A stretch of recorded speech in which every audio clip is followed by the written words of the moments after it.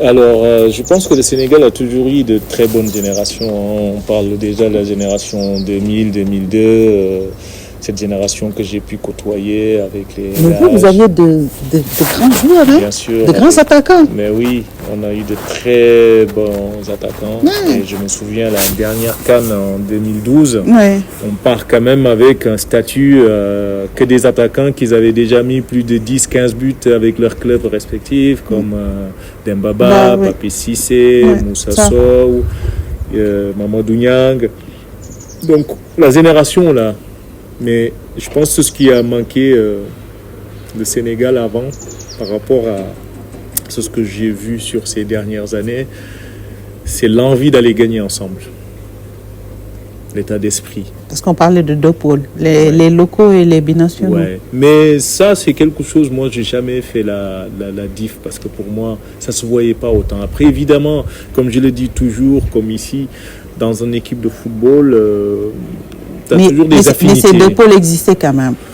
Oui et non, mais alors c'est pas méchant, parce que même, je vous donne un exemple, tu vas prendre dans tous les clubs où tu vas, même ici, moi je le vois au quotidien, quand les joueurs sont à table, inconsciemment, il y a toujours le table des blacks, je ne vais pas le dire, il y a le table des blancs. D'accord. Parce que c'est comme ça, c'est quelque chose naturel, on va dire. Parce que tu vas plus être à table, discuter avec quelqu'un à qui tu as plus d'affinités que d'aller discuter avec quelqu'un où il n'y a pas d'affinité. C'est normal, c'est ce que je dis toujours.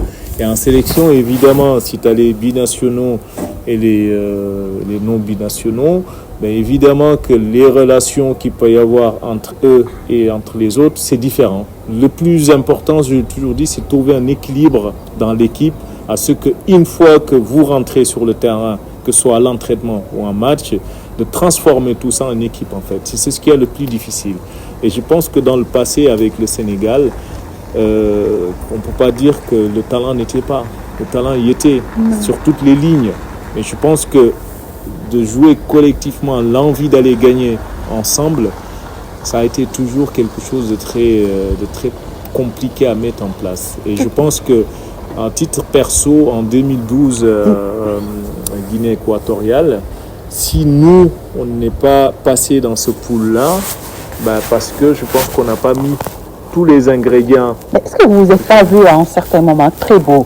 Parce qu'en éliminatoire, vous avez fait un parcours exceptionnel. Mais oui. Et vous étiez attendu. On s'attendait à ce que quand même vous survolez votre poule. Oui. Mais patatras, vous êtes éliminé au premier tour. Oui. Mais parce que, comme je venais de le dire, je pense qu'on est parti un petit peu en pensant que le football... Vous étiez des rockstars. Ouais, ça déroule. Sauf qu'on a oublié avant d'arriver à la CAN. Pourquoi on a fait un parcours exceptionnel? C'est qu'on a été une équipe. Parce que je me souviens quand on a gagné au Congo sur le terrain de Lumumbashi et tout, c'est pas des matchs faciles. Mais on a été des guerriers, en fait, une équipe. J'ai senti une équipe. Quand on a gagné au Cameroun, faire un match nul au Cameroun avec le penalty de Eto'o raté à la dernière minute, tout ça, c'est la force d'un collectif qui a fait que le résultat a été positif. Quand on gagne à Dakar contre Cameroun à la 90e par le but de Dembaba, ça, c'est le collectif qui a fait que le Sénégal a pu gagner. Là, on avait une équipe. Mais sauf que je pense qu'entre-temps, une fois faire ce parcours-là, les gens, ils ont pensé que avec les attaquants qui marquent beaucoup de buts avec leur club, avec la défense, Kader, Diawara, consorts, tout va rouler. Mais sauf que le football, vous savez que la Coupe d'Afrique n'est jamais facile. On l'a vu la dernière CAN, il n'y a jamais eu de petite équipe en Afrique. C'est-à-dire que c'est des matchs qui sont très difficiles.